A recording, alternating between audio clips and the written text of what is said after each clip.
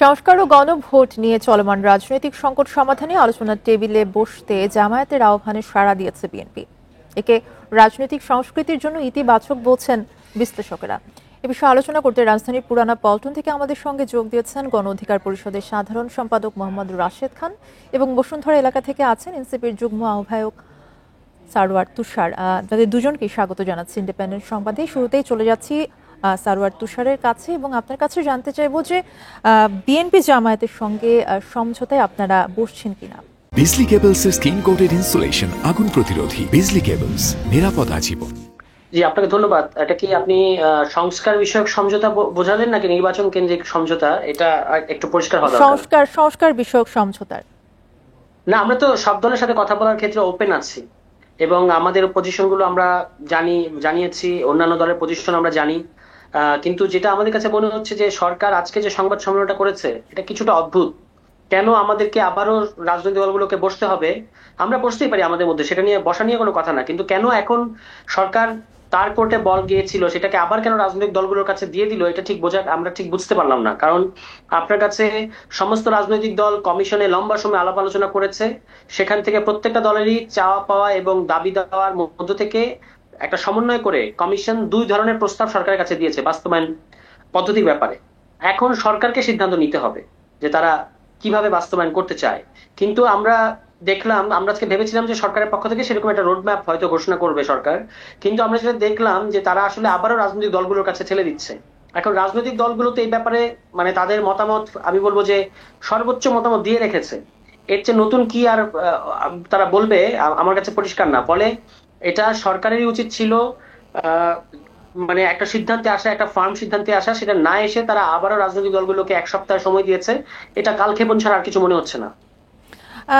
রাশেদ খানের কাছে যদি যেতে চাই এবং আপনার কাছে একই প্রসঙ্গে যদি জানতে চাই যে এনসিপির সাথে কি আপনাদের কোনো সমঝোতা হয়নি? আমারও আসলে একই প্রশ্ন, নির্বাচন কেন্দ্রিক নাকি সংস্কার কেন্দ্রিক সমঝোতার কথা বলছেন আপনি? জি, সংস্কার কেন্দ্রিক। না, সংস্কার কেন্দ্রিক সমঝোতার জন্য তো এনসিপি সহ আমরা অনেকগুলো দল বসেছিলাম, আলোচনা করেছি এবং সেটার ফলাফলও আমরা দেখেছি যে ঐকমত্য কমিশন ইতিবাচক আলোচনা হয়েছে। বিশেষ করে সরকারের পক্ষ থেকে কিন্তু, যেখানে তুষার ভাই ছিলেন, সরকারের পক্ষ থেকে কিন্তু আমাদের হাতে একটি প্রস্তাবনা দেওয়া হয় যে একই দিনে জাতীয় নির্বাচন, একই দিনে জুলাই জাতীয় সনদের উপরে গণভোট। পরবর্তীতে সরকার যে সুপারিশ করেছে যে আগে হতে পারে, একই দিনে হতে পারে, সংকট বা সমস্যা এই জায়গায় হয়েছে। এনসিপির অবস্থানও আমি গতকাল দেখলাম, তারা সাংবাদিক সম্মেলন করে ক্লিয়ার করেছে যে সরকার যে সিদ্ধান্ত নিবে সেই সিদ্ধান্ত তারা মেনে নিবে। তার মানে বাকি থাকে শুধুমাত্র জামাত ইসলাম। এখন আমি জানি না সরকার আসলে কেন এইভাবে একটি সিদ্ধান্ত না জানিয়ে দলগুলোকে আবারও আসলে মাঠে নামিয়ে দিল। এখন বিষয়টা আসলে এরকম যে রেফারি ছাড়া আমরা দুই টিম মিলে আসলে খেলবো, খেলতে খেলতে যে মারামারি হবে, সংঘর্ষ হবে, এই সুযোগটা আসলে কেন দেওয়া হলো? তো আমার কাছে যেটি মনে হচ্ছে যে সরকার হয়তো ক্ষমতাকে দীর্ঘমেয়াদী করতে চায়, বা সরকারের মধ্যে কোনো কোনো উপদেষ্টা যাদের আরেকটি ১/১১ তৈরি করার মিশন আছে, সেই জায়গা থেকে তারা মূলত এই ধরনের একটি মানে সংকট সৃষ্টি করে, সেই ১/১১ সৃষ্টি করে ১/১১-এর মাধ্যমে হাসিনাকে আবারও ফিরিয়ে আনা, এই ধরনের একটি চক্রান্ত আছে বলে আমার কাছে মনে হচ্ছে। সারওয়ার তুষারের কাছে আরো একবার যাব এবং আপনার কাছে জানতে চাইবো যে ঐকমত্য কমিশন যেটা পারেনি সেটা আপনারা নিজেরা কি পারবেন? ঐকমত্য কমিশন পারেনি ব্যাপারটা কিন্তু তা না। ঐকমত্য কমিশন লম্বা সময় আলাপ আলোচনা করে সকল রাজনৈতিক দলের মতামত গ্রহণ করেছে। তারা প্রথমে জুলাই সনদ প্রণয়ন করেছে, তারপর জুলাই সনদের বাস্তবায়ন পদ্ধতি নিয়ে আবারও আলোচনা হয়েছে এবং সেখানে প্রত্যেকটা দলেরই ভিন্ন ভিন্ন মতামত আছে, কিন্তু প্রত্যেকটা দল যেটা চায় সেটা হচ্ছে জুলাই সনদের আইনি ভিত্তিটা নিশ্চিত হোক। এখন কিছুটা মতামতের ভিন্নতা আপনার আমার মধ্যে থাকবে। ঐকমত্য কমিশনের কাজই হচ্ছে সেগুলোকে সমন্বয় করে একটা সুপারিশ সরকারের কাছে দেয়া, যেটা তারা করেছে, যে আদেশ দেয়া হবে, তারপরে গণভোট দেওয়া হবে এবং তারপরে পরবর্তী সংসদের কাছে সংবিধানের মৌলিক পরিবর্তন করার ক্ষমতা তথা সংবিধান সংস্কার পরিষদ গঠন করার একটা ক্ষমতা থাকবে। এই যে রোডম্যাপটা আমি বললাম, এর মধ্যে কিন্তু প্রায় প্রত্যেকটা দলের মতামতেরই রিফ্লেকশন আছে। তাহলে সরকারের কাজ হচ্ছে এখন এটার জন্য একটা সাউন্ড পদ্ধতি বাছাই করা। আবারও কেন রাজনৈতিক দলগুলোর কাছে পাঠানো হচ্ছে, এবং এই যে এখন আপনি প্রশ্নটা করছেন যে যেটা ঐক্যমত্য কমিশন পারে না সেটা আপনারা কিভাবে পারবেন, আসলে কিন্তু রাজনৈতিক দল এবং ঐক্যমত্য কমিশন মিলেই এই পর্যন্ত এসেছে। এখন সরকারকে এটা করতে হতো, যেটা আমি রাশেদের সাথে খুবই একমত যে সরকারের ভেতরে কোনো অংশ আসলে সংস্কার বাস্তবায়নের নামে সংস্কার এবং নির্বাচন দুটোকেই অনিশ্চিত করে তুলতে চাইছে কিনা, এখন সেই প্রশ্নটা উঠে এসেছে বা সেই সন্দেহ আমাদের মধ্যে তৈরি হচ্ছে যে আদারওয়াইজ সরকার কেন আবারও 1 সপ্তাহ সময় দিল। এবং সেখানে প্রশ্ন থাকবে যে যদি আপনি 1 সপ্তাহের মধ্যে কোনো অগ্রগতি না হয় নতুন করে, কারণ আলাপ তো আমরা করেছি, আমরা জানি প্রত্যেকের অবস্থান, নতুন করে যদি কোনো অগ্রগতি না হয় তাহলে আসলে কি হবে, এই প্রশ্নগুলো কিন্তু আসে। এই প্রশ্নের সূত্র ধরে আবারও মোহাম্মদ রাশেদ খানের কাছে যাব যে আপনি আসলে একমত কিনা, এবং আপনার কাছে যদি একই বিষয়ে জানতে চাই, যেটা ঐকমত্য কমিশন যে সুরাহা করতে পারলো না, সেক্ষেত্রে তার দায় কি শুধু উনাদের?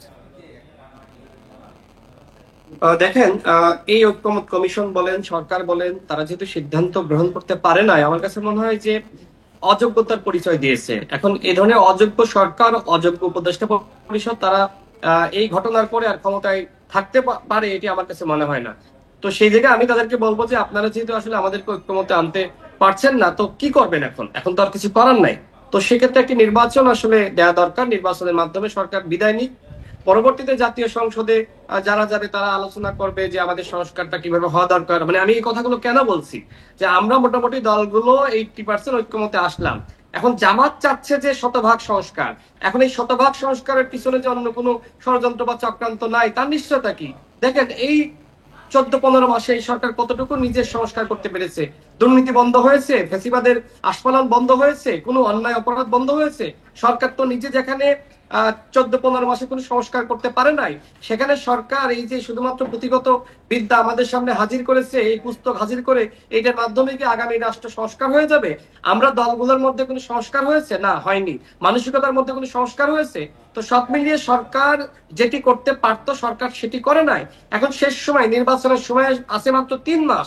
এই 3 মাসের মধ্যে কি আদৌ আসলে 2টা নির্বাচন সম্ভব? কোনোভাবেই সম্ভবপর নয়। আজকে আমরা দেখলাম যে আনসারকে প্রশিক্ষণ দেওয়া হচ্ছে, অর্থাৎ আইন শৃঙ্খলা বাহিনীর প্রশিক্ষণ শেষ হয়নি, আপনার অন্যান্য সরকারি কর্মকর্তাদের প্রশিক্ষণ শেষ হয়নি, নির্বাচনী কর্মকর্তাদের প্রশিক্ষণ শেষ হয়নি। তো এই অবস্থায় কারা আসলে এই নভেম্বরের মধ্যে ইলেকশনটা চায়? যারা নভেম্বরে ইলেকশন চায় বা গণভোট চায়, আমার কাছে মনে হয় তারা মূলত জাতীয় নির্বাচন পেছানোর এক ধরনের ষড়যন্ত্রের মধ্যে রয়েছে। সারওয়ার তুষারের কাছে আরো একবার যেতে চাই, জুলাই সনদ বাস্তবায়ন প্রক্রিয়া নিয়ে আপনারা ছাড় দিতে রাজি কিনা? জুলাই সনদ বাস্তবায়ন আমরা নিশ্চিত করতে চাই, এবং সেখানে ছাড় বলতে যেটা সবচেয়ে ভালো পদ্ধতি আমরা সেটার কথা বলেছি। ইতিমধ্যে আমরা অনেকটুকু অন্যের অবস্থানগুলোকে সম্মান জানিয়েছি, কিন্তু যেটুকু না করলে আসলে জুলাই সনদটা বাস্তবায়ন হবে না, সেটুকু ব্যাপারে তো আমরা ছাড় দিতে পারি না। এ কারণে আমরা বলেছি যে আপনি দেখুন, বারবার বলছি, 3টা জিনিসে সবাই একমত হয়েছে। জুলাই সনদ আদেশ হবে, গণভোট হবে, এবং পরবর্তী সংসদে দ্বৈত ক্ষমতা থাকবে। গণভোট কখন হবে তা নিয়ে ভিন্নতা থাকুক, এটা খুব বড় তর্ক না, কিন্তু এই যে জুলাই আদেশ বাস্তবায়ন হবে, এই আদেশটা কে কে দেবে? আদেশটা দেবেন প্রধান উপদেষ্টা, মানে ডক্টর মোহাম্মদ ইউনূস। কারণ এটা প্রেসিডেন্ট দিলেও এটা এক্সট্রা কনস্টিটিউশনাল হবে, এটা যদি প্রধান উপদেষ্টা দেন তবু এটা এক্সট্রা কনস্টিটিউশনাল হবে, যেহেতু দুটোই অতি সাংবিধানিক একটা ব্যাপার। সুতরাং গণ অভ্যুত্থানের স্পিরিট হিসেবে এটা প্রধান উপদেষ্টাই দেওয়া উচিত, কারণ চিপ্পু তিনি হচ্ছেন পতিত যে রেজিম সেটার অংশ বলে আমরা মনে করি। ফলে তার এটা দেওয়ার কোনো নৈতিক ভিত্তি নাই। এই জিনিসগুলোতে তো আর ছাড় দেওয়া সম্ভব না। এই তো বাকি যেগুলো অনেকগুলো ব্যাপার আমরা গণপরিষদে দাবি করেছিলাম, সেখান থেকে সরে এসেছি, সংবিধান সংস্কার পরিষদ মেনে নিয়েছি, আমরা গণভোটের দাবিটা সমর্থন করছি। ফলে এবং অনেকগুলো নোট অফ ডিসেন্টের ব্যাপারে আমরা আমাদের নোট অফ ডিসেন্ট ছেড়ে দিয়েছি, যেমন নারীদের প্রার্থীদের ব্যাপারে যে 100 আসনের সরাসরি প্রার্থিতা, এটা আমরা কম্প্রোমাইজ করেছি। এখন এর চেয়ে বেশি ছাড় দেওয়া সম্ভব না। হ্যাঁ, বুঝতে পেরেছি। রাশেদ খানের কাছে আরো একবার যাব এবং আপনার কাছে জানতে চাই যে নির্বাচন নিয়ে কোনো সংকট তৈরি হবে বলে মনে করেন কিনা? আমি আপনার প্রশ্নের উত্তর দেওয়ার আগে যেটি বলতে চাই, দেখেন, নাহিদ ইসলামরা তারা গত 8 আগস্ট এই সুপ্পু সাহেবের হাতে কিন্তু শপথ নিয়েছিল। তো যেদিন তারা শপথ নিয়েছে, শপথ নেওয়ার মাধ্যমে তাকে দ্বিতীয়বার আসলে বৈধতা দিয়েছে। তো এই জায়গায় যেহেতু আমাদের সাংবিধানিক ভাবে এ ধরনের বিশেষ সাংবিধানিক অর্ডার যদি জারি করতে হয়, সেটি যদি সংসদ না থাকে, সেক্ষেত্রে একমাত্র রাষ্ট্রপতি সেটি জারি করতে পারে। তো সেই জায়গায় যেহেতু এই রাষ্ট্রপতিকে এই সরকার বহাল রেখেছে বা নাহিদ ইসলামরা বহাল রেখেছে, যার হাতে তারা শপথ নিয়েছে, সুতরাং যদি এখন আসলে ওই রাষ্ট্রপতি এটা জারি না করে, প্রধান উপদেষ্টাকে বলা হয় যে আপনি জারি করেন, আমার প্রশ্ন হলো তাহলে কি আপনি আসলে রাষ্ট্রকে নতুন ভাবে আরেকটি সংকটে ফেলতে যাচ্ছেন? তো এই ধরনের অনেক বক্তব্য আছে, সময় যেহেতু কম আমি আপনার নির্বাচন নিয়ে বলি। দেখেন, আমার কাছে যেটি মনে হয় যে নির্বাচনটা হতে হবে। যেহেতু এই সরকার আসলে সংস্কার বা বিচার ওইভাবে আসলে করতে পারেনি, সরকারের উপরে মানুষের যে আস্থা বিশ্বাসের জায়গাটা ছিল, আগে কিন্তু মানুষ এই সরকারকে বলতো যে আপনি 5 বছর থাকেন, এখন তো কেউ বলছে না যে আপনি 5 বছর থাকেন। অর্থাৎ সরকারের যে কর্মযোগ্য কর্মকাণ্ড সেটার উপর আসলে মানুষের এক ধরনের সন্তুষ্টি নাই। শুরুতে আমাদের আস্থা বিশ্বাসের জায়গাটা ছিল যে আন্তর্জাতিক খ্যাতিসম্পন্ন একজন ব্যক্তিত্ব যাকে আমরা প্রধান উপদেষ্টা বানিয়েছি, সেই প্রধান উপদেষ্টা তিনি আসলে নিজের আত্মীয় স্বজন বলে বা নিজের লোকজনকে প্রতিষ্ঠা করা ছাড়া দ্বিতীয় আসলে আর কি কাজ করতে পেরেছে।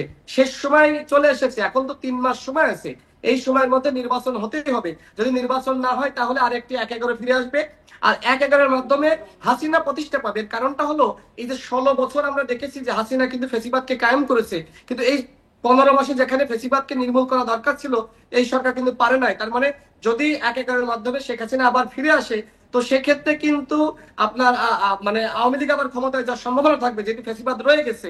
সেই জায়গায় এই বিপ্লবের যে শক্তি আমরা যারা ছিলাম, জামাত বলেন আর এনসিপি বলেন আর বিএনপি গণ অধিকার পরিষদ, আমরা সবাই কিন্তু ক্ষতিগ্রস্ত হব। তো সেই জায়গায় আলোচনা, সরকার যে কথা বলেছে যে আলোচনা করেন, কিন্তু আমরা নিজেরা এককভাবে আলোচনা করতে পারবো না। সরকার যদি উদ্যোগ নেয়, সরকার যদি ডাকে, আমরা বসতে পারি, আলোচনার মাধ্যমে সমাধান হোক, এটি আমরা চাই। জি, আপনাদের দুজনকে ধন্যবাদ আমাদের সাথে যুক্ত হওয়ার জন্য।